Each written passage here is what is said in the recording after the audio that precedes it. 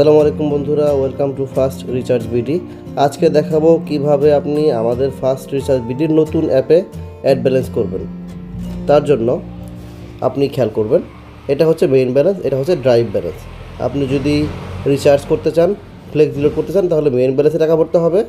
যদি drive offer কিনতে চান, তাহলে ড্রাইভ ব্যালেন্সে টাকা ভরতে হবে। আমরা এখন মেইন ব্যালেন্সে টাকা ভরবো, তার জন্য এখানে সিলেক্ট করুন।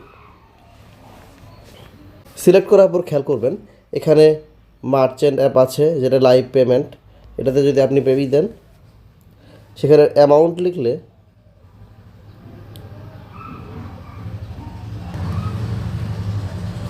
সরাসরি আপনাকে নিয়ে যাবে বিকাশের যে পেমেন্ট গেটওয়ে সেখানে। এখানে নাম্বার দিয়ে ওটিপি দেওয়ার পর পিন দিলে অটোমেটিক টাকাটা আপনার অ্যাকাউন্টে যোগ হয়ে যাবে। আপনি যদি ম্যানুয়ালি করতে চান, তাহলে আমরা এখানে যদি বিকাশ সিলেক্ট করেন, তাহলে বিকাশ পার্সোনাল দেখালাম, অ্যামাউন্টটা লিখে দিবেন। তারপর এই যে দেখুন বিকাশ নাম্বারটি আছে, এই বিকাশ নাম্বারটি এখান থেকে কপি করবেন।